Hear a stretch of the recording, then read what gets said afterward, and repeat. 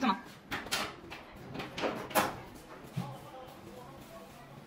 Bu sana düşük. Karşıya geçtiğin başla bununla güzel. Şu. Bak bu. Şuna güzel. Şimdi. Dönüyoruz hocam. Hemen dönüyoruz.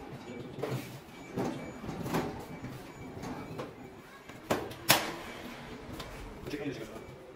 Sonuç yeni çekmemiz lazım.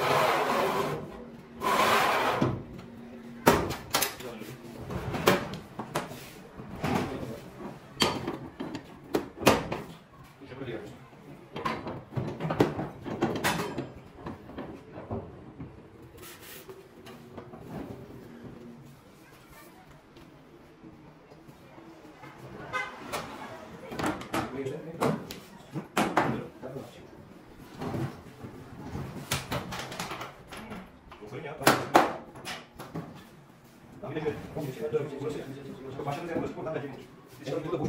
Bence de bir tur boşuna olsun abi.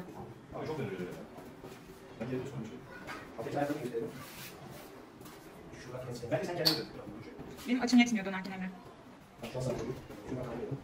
Bence hiç öyle kalmış. Alt içine yıkıldan güzel kalmış.